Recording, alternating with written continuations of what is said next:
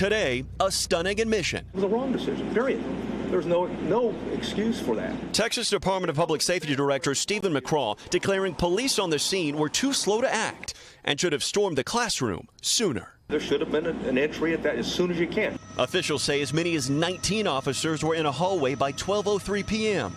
But the door to the fourth grade classroom with the shooter inside was not breached until 12:50, 47 minutes later.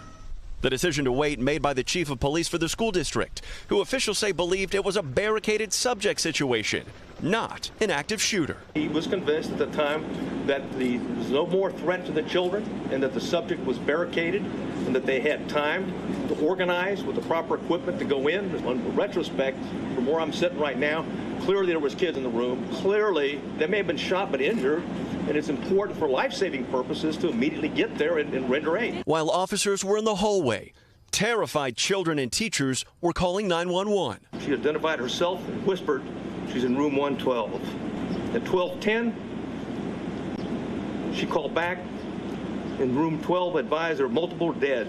Young kids begging for police to help. At approximately 12:43 and 12:47, she asked 911 to please send the police now. The door was ultimately opened not by a response team using force, but with a janitor's key. We also learned the gunman fired more than 100 times within the first 4 minutes alone and arrived with more than 1,600 rounds of ammunition.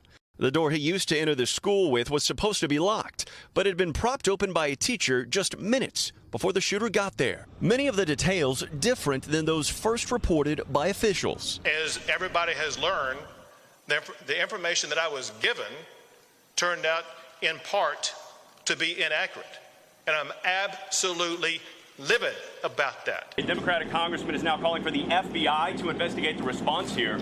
Who is going to be held accountable? Well, first of all, we welcome the FBI. They play a vital role. And again, this is about finding facts and reporting facts as quick as we can. And today, new photos show children climbing out of windows, fear in their eyes, desperate to escape the horrific scenes inside.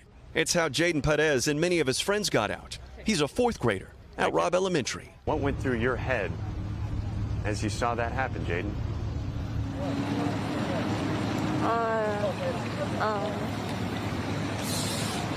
Am I gonna die? Do you think you'll ever feel safe going back there? No.